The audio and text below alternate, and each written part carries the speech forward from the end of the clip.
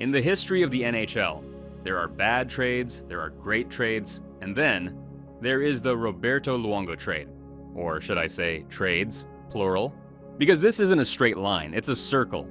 A loop of chaos that starts with Mike Milbury making a mistake in 2000, travels through the greatest era in Vancouver Canucks history, and ends with the Canucks paying millions of dollars for a player who was literally retired in Florida. This tree features two Hall of Famers, a Heritage Classic controversy, and perhaps the most painful irony of all, the Islanders accidentally handing the Boston Bruins Brad Marchand. Let's map out the infinite loop. Welcome back to Puck Pulse. We uncover the weirdest, deepest, and most painful trade trees in hockey history. If you love deep dives into asset management disasters, and let's be honest, who doesn't, hit that subscribe button. The year is 2000. The New York Islanders have the first overall pick, Rick DiPietro. They also have a young, promising goalie named Roberto Luongo. General manager Mike Milbury decides there isn't room for both. So, on June 24, 2000, he pulls the trigger on a deal with the Florida Panthers. Florida receives Roberto Luongo and Olli Jokinen. Yes, he threw in Olli Jokinen. While New York acquires Mark Parrish and Oleg Kvasha. Let's quickly clear the Islanders' side, because it is painful. Mark Parrish was a solid player, scoring 30 goals once, but he was traded in 2006 to Los Angeles with Brent Sopel for Denis Grabeshkov and Jeff Tambellini. Grabeshkov plays 21 games then is traded on February 18, 2007 to Edmonton for Marc-Andre Bergeron and a 2008 third-round pick. With a third, the Islanders move the pick, 73rd overall, with Alan Rourke to Edmonton for a second-round pick, 53rd overall. With the 53rd pick, New York selects defenseman Travis Hamonic. While Bergeron plays 69 games, 39 points over 2 seasons, then is traded to Edmonton for the same 2008 third they traded to get Travis Hamonic. With the 73rd overall pick, New York takes Kirill Petrov, who never plays an NHL game. Hamonic was a Warrior for New York, playing over 440 games. But the tree didn't stop there. In 2017, he was flipped to Calgary for a massive haul of picks. A 2018 first, a 2018 second, and a conditional 2019 second. With the 2018 second, the Islanders select Rylan Iskakov, 43rd overall. He plays one NHL game before returning to Russia. With the 2019 second, New York selects Samuel Bolduc, 57th overall. Bolduc plays 52 games over 3 seasons with the Islanders before signing with Los Angeles this past summer. Another dead end. But the 2018 first is where things get interesting.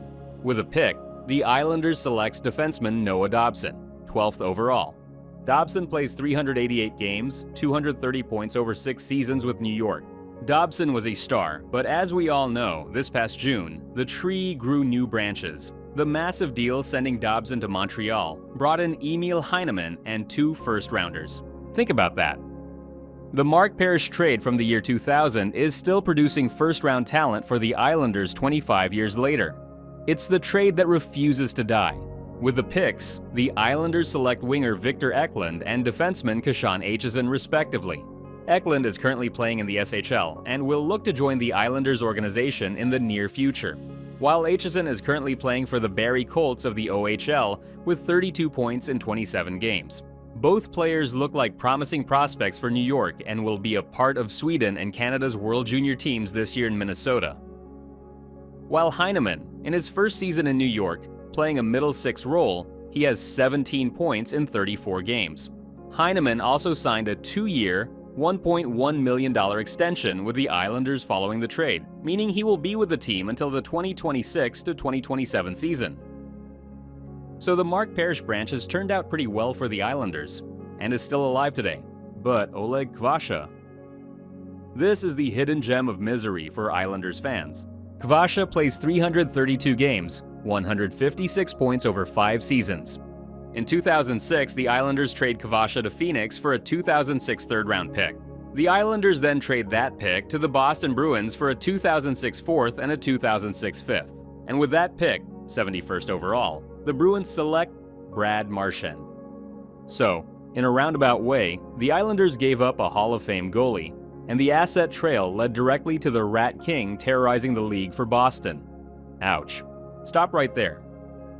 If you didn't know the Islanders accidentally built the Bruins 2011 Cup roster, you need to subscribe to Puck Pulse right now. This is the kind of history we uncover every single week.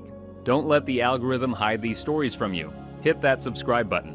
While the 4th and 5th becomes James Delory, 98th overall, and Shane Sims, 126th overall.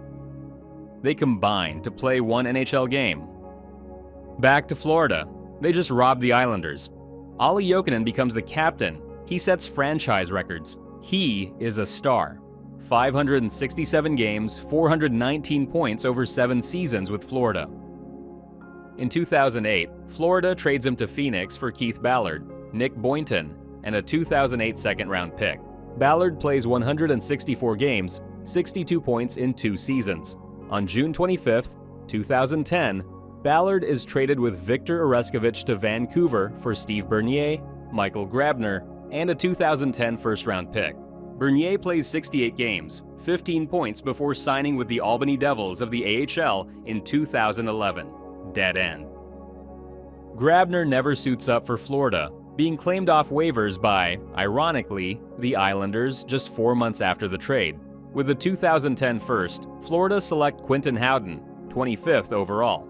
Unfortunately for the Panthers, Howden plays just 92 games, 17 points over 3 seasons before signing with Winnipeg in 2016. No valuable assets yet for the Jokinen trade. Boynton suits up in just 68 games, 21 points in 1 season with Florida before signing with Anaheim in 2009. With the 2008 second, 49th overall, Florida trades the pick with a 2009 fourth back to Phoenix to move up 3 spots in the draft to the 46th overall pick, where they would select Colby Roback. He plays just 42 games before being traded to Anaheim for Jesse Blacker and a conditional 2017 6th-round pick. Blacker never plays an NHL game, and the 2017 6th becomes Sebastian Repo, who never makes the NHL. This branch fizzles quickly, but the main event is Luongo. For 5 years, he is elite in Florida. 317 games, .920 save percentage, and a 2.68 goals against average. But the team is going nowhere and haven't made the playoffs despite Luongo's stellar play. By 2006, Mike Keenan is running the show and he wants to shake things up. On June 23, 2006, the deal that changes the Western Conference happens. Luongo is traded to Vancouver with Lukas Krejcik and a 6th-round pick. To Florida for Todd Bertuzzi, Brian Allen, Alex Auld. Florida loses this trade, badly. Alex Auld plays 27 games before signing with Phoenix in 2007. Brian Allen, a steady defensive defenseman who plays 5 seasons before being traded to Carolina for Sergei Samsonov in 2011. Samsonov plays 20 games and retires. Todd Bertuzzi plays just 7 games for Florida before being flipped to Detroit for Sean Matthias, a 2007 second-round pick, and a conditional 2008 pick, which the conditions weren't met. Florida flips the 2007 second with a 2008 first and a 2008 second to Nashville for Thomas Vakoun. Vakoun plays 248 games over 4 seasons before signing with Washington in 2011. Sean Matthias, a steady third-line center, plays 312 games, 97 points over 7 seasons with Florida. Vancouver, on the other hand, gets a franchise icon. Luongo becomes the captain. He wins the Jennings. He is a Vezina finalist. He leads them to within 1 game of the Stanley Cup in 2011. But then, the drama starts. The Corey Schneider controversy, the My Contract Sucks interview, the 2014 Heritage Classic snub where John Tortorella starts Eddie Lack over him.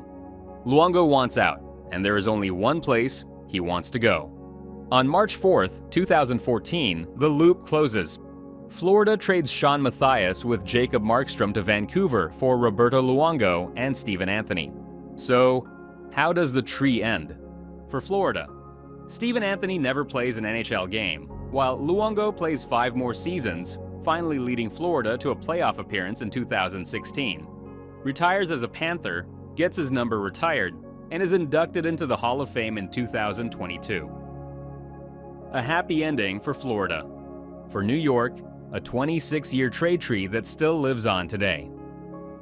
Through years of mediocre production, and bad trades with Luongo and Jokinen and the Marchand pick, it's a complete paradox. Florida undeniably won the talent, getting the absolute prime years of two franchise icons in Luongo and Jokinen, but they failed the asset management, eventually trading both stars for pennies on the dollar.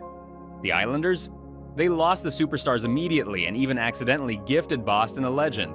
Yet somehow, by keeping the chain alive, they turned a 2000 mistake into a 2025 windfall. Florida got the Hall of Fame memories. New York got the last laugh on the balance sheet. What is the most confusing trade tree involving your favorite team? Let me know in the comments.